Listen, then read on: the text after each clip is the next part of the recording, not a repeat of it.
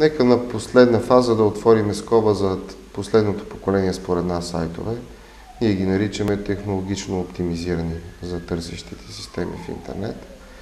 Тези сайтове притежават поредица от качества, при тях се внимава в самото програмиране, внимава се да бъде кода на сайта, неговия HTML темплейт да бъде последно поколение XHTML.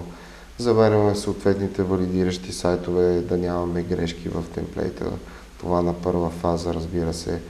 След това се стремим към така наречените Search Engine Friendly URLs, което означава, стараем се да го преведем на български, разбира се, човешки четими пътища.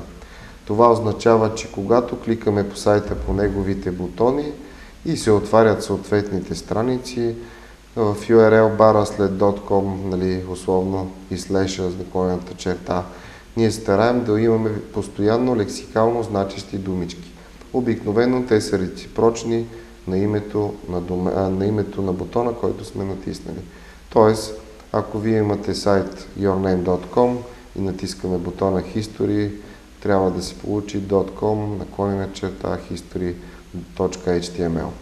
За тези, които са по-запознати, това е така наречения rewrite на Apache сървъра, т.е. ние имитираме софтуерните сайтове, ги свеждаме до една имитация за претърсачката към статични сайтове и то на езика HTML. Оттам насетне даваме в администрацията право да се менажират метатаговете на страниците, които, както знаем, търсачката обича да бъдат различни, наситени с ключовите думи и съответно плавно преминаваме от технологична оптимизация. Свързващото звено е работата с текстовете, т.е.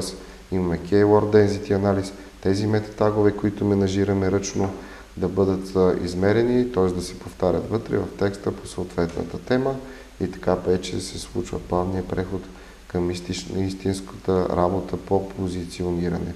Значи дори на някои места, особено на руски статии, имаме делене on-page, в България приятото понятие оптимизация, те го наричат чиста оптимизация, а така наречената off-page оптимизация, по-често употребявана в България, в Русия и руските държави наричат позициониране и топ позициониране за търсачки.